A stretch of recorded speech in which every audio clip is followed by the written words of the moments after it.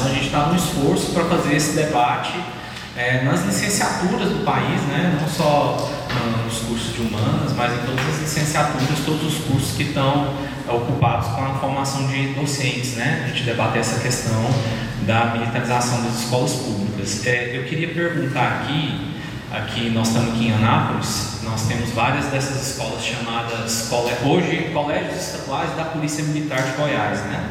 Que a gente chama de escolas, que os pesquisadores da educação chamam de escolas militarizadas. Eu vou tentar explicar por quê.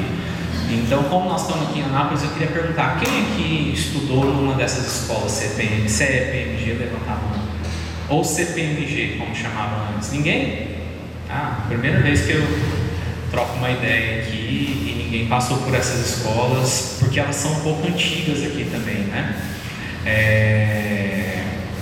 Bom, eu vou começar por aí então, porque nós estamos falando, o título dessa fala, né, é militarização, mas daqui a pouco eu contextualizo isso aí, tá? Militarização das escolas públicas no Brasil. E aí, eu acho que para a gente começar, para poder fazer uma fala introdutória, né, eu vou tentar falar sobre o que a gente está chamando de militarização, que é diferente de escola militar, apesar das escolas militarizadas quererem se chamar de escolas militares. Eu vou explicar isso. E aí eu queria começar dizendo assim, que é muito doido o Brasil, né? Assim, o Brasil não é para amadores, né? Porque nós estamos aqui, lamentavelmente, em 2022, discutindo a atuação de um setor ou de pessoas alheias à educação dentro da educação. E aí eu começo trazendo que em 1932, né, ali naqueles tempos de ânsia por um progresso, pela industrialização do país, né, um grupo de intelectuais, né, se debruçou e lançou um manifesto, que vocês da licenciatura devem conhecer, que é o Manifesto dos Pioneiros da Educação. E nesse manifesto, né, existe ali um espírito de um desejo que a educação no país seja um espaço, seja um lugar, um motor para o desenvolvimento científico, técnico, tecnológico, para a industrialização do país. Então havia esse desejo em 1932, muito alinhado a uma perspectiva de desenvolvimento capitalista, né? E aí, nesse manifesto, subjaz a ideia de que para desenvolver o país é necessário a educação pública de qualidade, né? Algo que é uma pauta histórica, né? E essa educação pública de qualidade a gente faz com o quê? Com profissionais formados para atuar na educação. E essa formação pressupõe o quê? Uma formação científica, uma formação, né, que se atente às questões próprias da educação. E aí depois, muito tempo depois, a gente tem a formulação das ideias da licenciatura, né, que os profissionais da educação precisam passar por uma formação que articule conhecimentos específicos das áreas, há conhecimentos, né, muito complexos sobre políticas educacionais, sobre história da educação, sobre psicologia da educação, e que a educação dentro dos muros da escola, dentro de uma escola, ela se faz a partir do momento que o aluno atravessa o portão. Todos os espaços dentro da escola são educativos. Então, para atuar dentro de uma escola, a gente precisa romper com os amadorismos, com o empirismo, com o improviso, né? E aí isso em 1932, né, era formulado, em 1932 isso era formulado pelos pioneiros da educação para dizer, olha, não é com improviso e com um espírito missioneiro, religioso, que a gente forma um corpo técnico, que a gente industrializa o país. A gente precisa fazer isso de forma profissional, né? Então, a gente chega hoje em 2022 e estamos discutindo o que aqui? Se sujeitos da segurança pública completamente alheios à educação podem atuar na gestão de escolas. Isso é muito absurdo, porque a gente já tinha chegado a um consenso que educação precisa de profissional da educação, né? E que assim a gente constrói uma educação de qualidade. Então, eu nem vou entrar muito nas questões relacionadas à teoria de política educacional, teoria de gestão das escolas, né? O que é fazer a gestão de uma escola, que não é a gestão de uma empresa, né? É outra lógica, justamente porque essa é uma fala introdutória, né? E aqui nós estamos com alunos da licenciatura em Ciências Sociais, então eu acho que todo mundo conhece um pouquinho o tema, né? Mas eu acho que é importante a gente entender o seguinte, apesar de esse envolvimento dos militares com a educação ter vindo à tona agora no debate de 2018, 2017 para cá, todo mundo já ter escutado escola militar, agora escola cívico-militar. Infelizmente essa não é uma novidade, tá? A gente tem um primeiro registro de uma militarização de uma escola pública no Brasil em 1990 em Cuiabá. Só que o envolvimento dos militares com a educação primária no país, né, ela é anterior a isso, né? Só que a gente hoje tem uma política muito diferente, de modo que esse debate veio à tona em 2018, porque justamente a extrema-direita tomou isso como uma pauta sua, reivindicou isso como uma pauta sua, né? Colocou como parte do seu programa a criação de escolas cívico-militares, né? E essa terminologia, essa expressão é uma falácia, porque eles nunca se propuseram de fato a criar escola nenhuma. O que eles fizeram foi militarizar escolas públicas, né? E aí eu vou entrar nisso muito brevemente. Então, assim, o que acontece de forma bastante breve também? Desde o século XIX, a gente tem o exército com alguma relação com a educação. Primeiro, eles quiseram fazer campanhas de alfabetização das tropas, né? Então tem um envolvimento ali com a educação primária. Depois, principalmente para tentar dar uma resposta política para a guerra no Paraguai, para as famílias, né, que perderam, que vinham desse histórico de perda de famílias afetadas pela guerra, né, eles criaram uma educação para esses descendentes, né, de soldados vitimados na guerra do Paraguai, criaram uma escola especial para eles. Então tinha uma perspectiva assistencialista na criação dessas escolas. Isso vai ser o germe depois da criação de escolas militares federais. E aí houve muitas mudanças políticas assim nessas escolas, mas elas chegaram ali, principalmente junto da criação dos institutos federais, a uma concepção de tentar integrar uma educação técnica militar a uma educação básica de segunda fase do ensino fundamental e ensino médio. Então essas escolas têm uma política desenhada nesse sentido, são escolas que a gente chama de escolas militares. E aqui eu estou me referindo às escolas militares federais do Exército, né, que são escolas que têm uma tradição muito consolidada no país, inclusive de boas avaliações nessas provas externas, né, bons resultados no Enem e tudo mais. Então eles construíram um nome como escolas federais, e são escolas que atendem um público específico, um público de uma elite de filhos de funcionários públicos, porque se lá atrás essas escolas tinham um caráter assistencialista, depois, né, percorrendo, né, várias transformações, essas escolas passaram a se desenhar como escolas para filhos de oficiais do Exército, Marinha e da Aeronáutica. Então são filhos de funcionários públicos, não são filhos de soldados que têm um acesso privilegiado a essas escolas. Então essas escolas, elas têm uma característica de um público específico, que não é o público geral da escola pública brasileira. E essas escolas, como eu falei, nascem lá no século XIX, e depois elas se consolidam, e aí hoje são 15 escolas militares federais ligadas diretamente ao Ministério da Defesa. Com a expansão dessas escolas ali, um pouco antes do golpe de 1964, as polícias militares começam a reivindicar uma escola especial para os filhos deles também. E aí surgem escolas ligadas à Polícia Militar de Minas Gerais. também para filhos e dependentes de militares, e elas trazem um pouco essas características das escolas militares federais. E aí a gente tem algumas dessas escolas em Minas, em capitais do Nordeste, no sul do país também, né? De modo que em dezembro de 2019 a gente contou 60 escolas militares, né?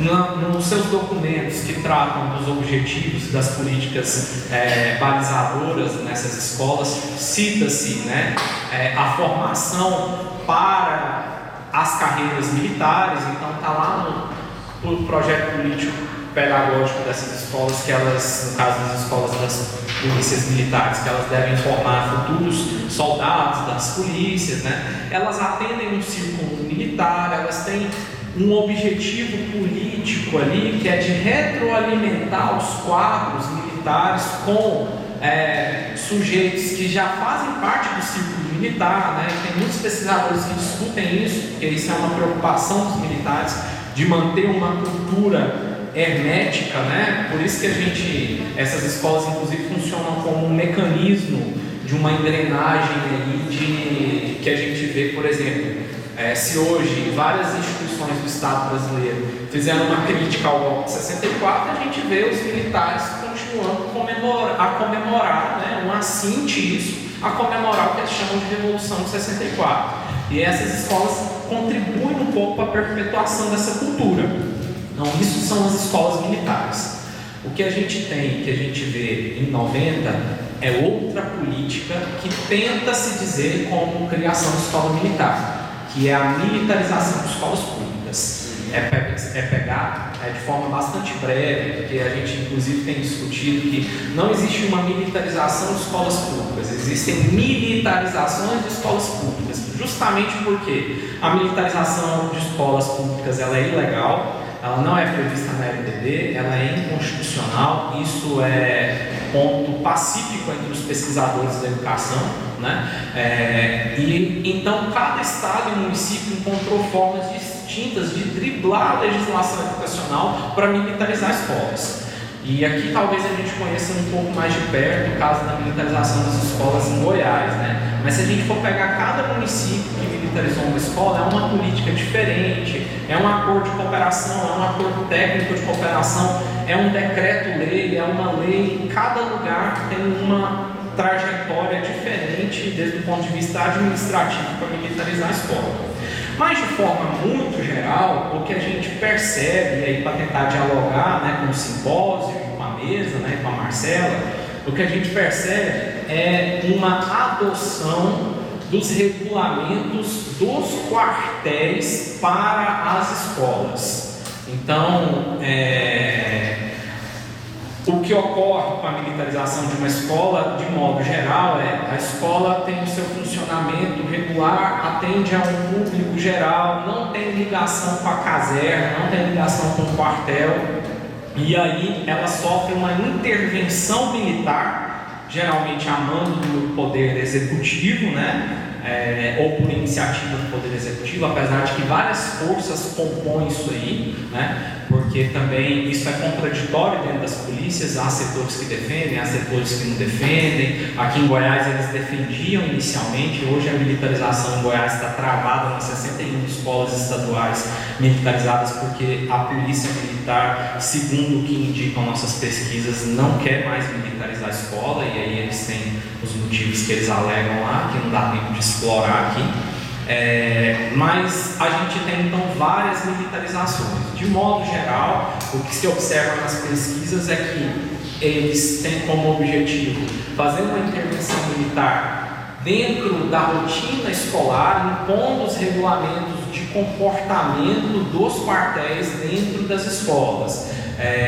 Esse comportamento ele deixa muito claro uma modificação da natureza da escola. Perde espaço, assim, de forma mais explícita, perde espaço os objetivos pedagógicos da escola e ganha muito espaço os objetivos relacionados ao controle do corpo, a uma criação do que seria uma normalidade dentro da escola e do que seria uma anormalidade dentro da escola, né? Os regulamentos das escolas militarizadas, como eu falei de modo geral, eles procuram copiar os regulamentos dos quartéis, né? Então, as normas de conduta, elas incluem desde os rituais militares, como hasteamento da bandeira, ordem unida, até a determinação em regulamento de como um aluno deve se comportar diante de um militar, qual é o ângulo que se levanta o braço para cumprimentar determinado militar, né? O controle do afeto também, não pode ter demonstração de afeto, enfim, são regulamentos muito robustos no sentido assim de expor todos os detalhes de comportamento, né? Então a gente tem uma deformação gravíssima da natureza da escola, que qualquer intelectual brasileiro preocupado com o desenvolvimento do país ficaria estarrecido no início do século XX com uma coisa dessa acontecendo hoje. E aí, para concluir, eu estava dizendo antes que isso não é uma novidade, como eu falei. Em 1990, a gente tem a primeira militarização de uma escola. Isso cresce muito devagarzinho e de forma pouco percebida, né? Durante a década de 90, porque essas escolas foram sendo militarizadas sob a justificativa de estamos criando mais escolas militares, mas não estava havendo a criação de mais escolas. Não só no sentido assim de que pegaram um prédio e transformaram numa escola militar, mas assim, a política relacionada ao público, né, os objetivos da escola, o que ocorreu nas militarizações é justamente um processo de intervenção militar dentro de um espaço escolar desligado do mundo dos quartéis, né? E aí, nos anos 2000 isso cresce, tá? E cresce um pouco mais em 2013, e aí eu acho que essas datas de repente são interessantes, né, para a sociologia. Cresce significativamente em 2015, muito em 2018 e em 2019. E aí nós estamos com um desafio aí, né, a Roana, a Laís, de tentar mapear a militarização em 2020, né? E aí é muito difícil. Por quê? Porque aí vem o governo federal, coloca um projeto que ele chama de Projeto Escola Cívico-Militar, que na verdade copia projetos que já estavam em curso no Brasil desde a década de 90 e cria uma política de incentivo com promessas de entregas de verbas que nunca aconteceram para as escolas que aderissem ao programa. A adesão ao programa consiste de forma bastante resumida em assumir o código de conduta, de comportamento disciplinar do Exército dentro das escolas. E aí a gente vê um crescimento muito maior, de modo que em dezembro de 2019 a gente contou 240 escolas militarizadas no Brasil, escolas públicas, e 60 escolas militares. Só em 2020 a gente sabe que o Paraná militarizou 200 escolas. Então a gente sabe que esse número no mínimo dobrou. E aí é um desafio para os pesquisadores nesse momento mapear isso, já que não é contado pelo censo escolar, não é contado por nenhum órgão oficial. Se a gente olha o censo escolar, ele se remete às escolas militarizadas, que inclusive mudaram de nome como escola pública, não tem nenhum elemento ali para a gente separar, né? Então eu encerro a fala aqui, assim, eu quis mais trazer um contexto geral, eu trouxe um mapa aqui, depois eu coloco, porque eu queria rapidinho, só um segundo. Não, é porque a gente tem dois mapas, um é das escolas militares, e depois a gente pode mostrar. Das escolas militares, a gente vê muito claramente que essas escolas estão no sul e no sudeste do Brasil e nas capitais. As escolas militarizadas estão no centro-oeste, no norte e no interior do nordeste. Então, eu acho que isso nos dá algumas pistas sobre o que significa essa política de militarização até 2019. Porque aí em 2020, com o governo Bolsonaro, a gente vê a expansão delas para o sul e sudeste, né? E aí a coisa muda um pouco a configuração, né? Mas a gente não tem dado muito consolidado. Enfim, obrigado, gente.